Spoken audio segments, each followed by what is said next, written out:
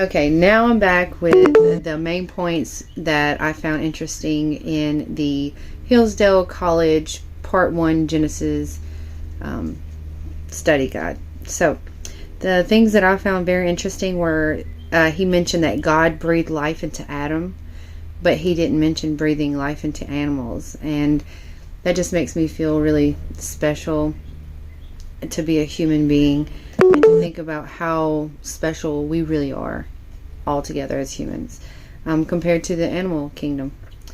Another thing was the word Adam means from the soil.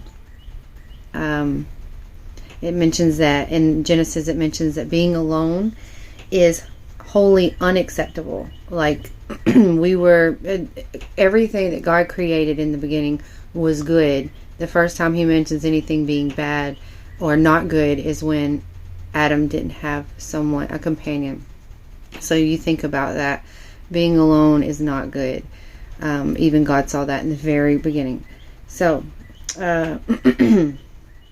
God was creating creation and all was good except for the isolation. I've already said that. So let's see.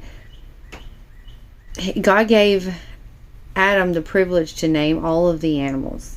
I don't know if anyone doesn't know that or not, but it actually was a few years ago before I learned that, and I am 32 years old. So that's just really cool that God would say, would give that honor of naming things to a human being who's less than him. So no, there's no identity without the other person. Another thing that they mentioned was Adam didn't even know who he was. He didn't even have an identity until Eve came along, and he was able to identify her first, and then he was able to identify himself. And when it comes to being in a relation with other people, sometimes it's hard to even know who we are until we are around other people. Okay, and so another thing that it hits on is how pride separates us from God. It was pride that made Satan fall like lightning.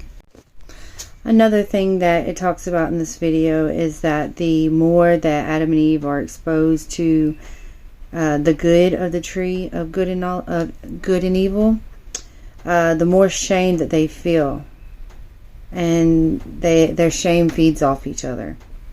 So Eve, she added the phrase in later on down the road to not even touch the fruit when God didn't command her not to touch it. He just commanded her not to eat of it, and she even phrased, "Don't touch it" in there. So that kind of makes me think that she desired it so bad that she was maybe like mentally trying to convince herself.